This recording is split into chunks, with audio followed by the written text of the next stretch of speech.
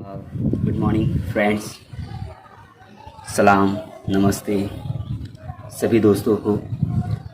आज इस वीडियो के ज़रिए मैं आप लोगों को एक संदेश देना चाहता हूँ और ये प्यारा सा संदेश है कि इस कोरोना बीमारी के संकट में हमें रिश्तों की कितनी अहमियत होनी चाहिए और रिश्ता क्या कहलाता है।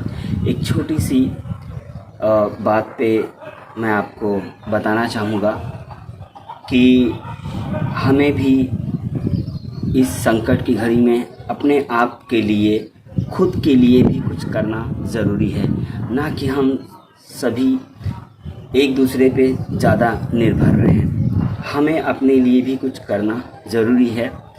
ये एक छोटी सी कहानी है मेरी, जिसके ज़रिए से मैं आपको बताना चाह रहा हूँ।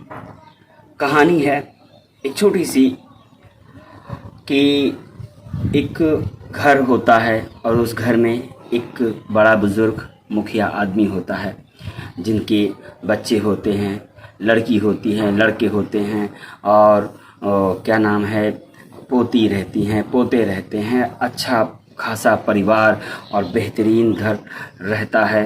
मगर उस दिन कुछ वाक़या होता है। जो मुखिया रहता है वो हालात कुछ इस तरह से होते हैं कि वो थोड़ी सी सर्दी, ज़ुकाम और खांसी आने लगती है। इस पर पूरे परिवार को शंका होता है कि शायद हमारे जो पापा हैं उनको कोरोना वायरस हो गया है।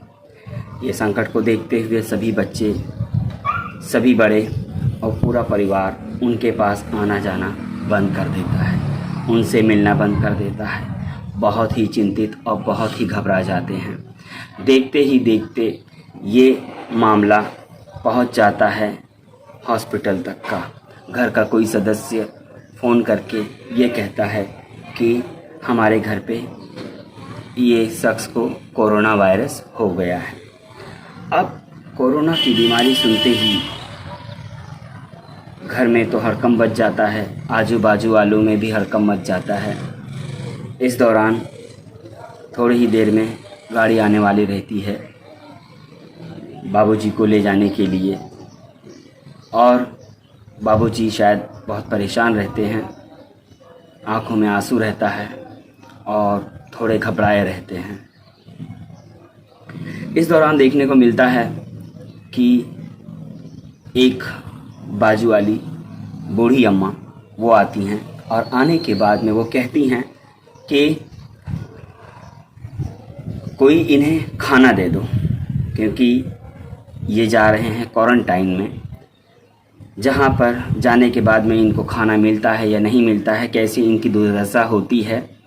ये सोचते हुए, चिंता करते हुए उन्हें जो बाजू वाली बूढ़ी अम्मा कहती है उनके अनुसार घर वाले फटाफट बनाते हैं, और जो बड़ी बहू रहती है वो फटाक से प्लेट, जो थाली रहता है, वो सरका देती है अपने सास की तरफ। सास उस थाली को लेती हैं और लेने के बाद में बाबूजी के पास नहीं जाती हैं, बल्कि दूर से ही वो थाली को खिसका कर उनके सामने दे देती हैं। जब वो थाली दूर से खिसका के और एक अलग अंदाज में और एक अलग तरीके से वो खाना दिया जाता है, जो रोज़ दिया जाता है उससे हटकर, जैसे किसी कुत्ते बिल्ली को सरकाया जाता है उस तरीके से अगर खाना दिया जाता है तो उनकी आंखें भर आती हैं कि आज मैं एकदम इस परिवार का हिस्सा नहीं हूँ, बल्कि अलग हो चुका हूँ। बहुत आंखें भर आती हैं, टेंशन में आते हैं, कहते हैं कि मुझे खाना नहीं खाना है, मुझे भूख नहीं है। उसके बाद में सुनाई देता है कि गाड़ी आ गई है। गाड़ी आने के बाद में वो बाहर निकलते हैं। बाहर निकलने के बाद वो अपनी बनी बड़ी सी हवेली जो उनकी रहती है, जिसमें उनका पूरा परिवार रहता है, उसके दरवाज़े पे आते हैं। उस दरवाज़े को वो चूमते हैं। चूमने के बाद में वो सबको देखने लगते हैं, परिवार के हिस्से में, और वहाँ के जितने भी घर के सदस्य रहते हैं, बच्चे हों या बड़े हों, उनकी बहुएं, उनकी सबके सब बाहर निकल के खिड़कियों से उनको देखते हैं और आजू बाजू वाले भी खिड़की से देखते हैं। मास्क पहने हुए छोटे छोटे बच्चे उनको देखते हैं, वो आंख भरी भरी नज़रों से देखते हैं उनको, और देखने के बाद में उस दहलीज़, उस दरवाज़े को वो चूमते हैं। और चूमने के बाद में बड़ी प्यार से और बड़ी सरलता से वहाँ से वो चूमने के बाद में गाड़ी की ओर चले जाते हैं। जैसे ही वो गाड़ी की ओर जाने लगते हैं, फटाक से उनकी औरत आती हैं और वो पानी और सर्फ लेकर आती हैं। फटाफट उस जगह को सैनिटाइज़ करती हैं, मतलब धो देती हैं। धोने के बाद में वो वहाँ से चले जाते हैं। गाड़ी उनको वहाँ से लेके चली जाती है, उनके साथ में कोई भी जाता नहीं है। जब वो चले जाते हैं तो उनको वहाँ पर हॉस्पिटल में 14 दिन रखा जाता है। 14 दिन रखने के बाद में वो वहाँ पर रहते हैं। उन्हें चेकअप किया जाता है, सब कुछ देखा जाता है, उन्हें कुछ भी नहीं रहता है। नॉर्मल खांसी बुखार जो होता है वही रहता है। मगर कहीं ना कहीं उनके दिल में जिस तरीके का बर्ताव हुआ, जिस तरीके की हालात पेश आए, वो बहुत ही मायूस और बहुत ही सदमे में आ जाते हैं। उनका एक एहसास टूट जाता है कि किस तरीके के लोग थे, अचानक किस तरीके से बदल गए। वो बाहर निकलते हैं, वो ये उम्मीद करते हैं कि अभी थोड़ी ही देर में बड़ी बड़ी गाड़ियाँ आएंगी और उनको लेने के लिए सब लोग आ ही रहे होंगे। मगर वो बाहर निकलकर इंतज़ार नहीं करते हैं। बाहर आते हैं तो ये देखते हैं कि कोई भी उनको लेने के लिए नहीं आया है शायद, मगर उनका प्यारा कुत्ता वहाँ पे उनका इंतज़ार कर रहा होता है। वो उस कुत्ते को प्यार से सहलाते हैं, वो अपनी पूँछों को हिलाता है और उनके साथ में वो दूसरी दिशा में चले जाता है। वो घर नहीं जाते हैं, वो कहीं और निकल जाते हैं और जाने के बाद में अपनी एक अलग ही दुनिया शायद वो ढूंढ रहे होते हैं और वो जाने लगते हैं। यहाँ पर घर वाले को जब पता चलता है कि बाबूजी नहीं हैं तो वो फटाफट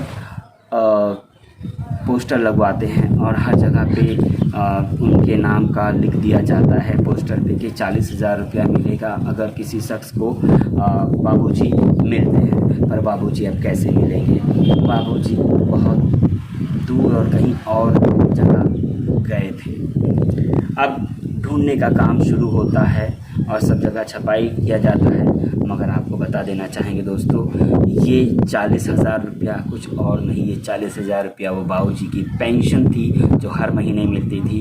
क्यों ना उन्हें ढूंढा जाए, क्योंकि वो 40,000 रुपया मायने रखता है। जो 40,000 रुपया वो अपने परिवार पर खुशी खुशी लुटाते थे।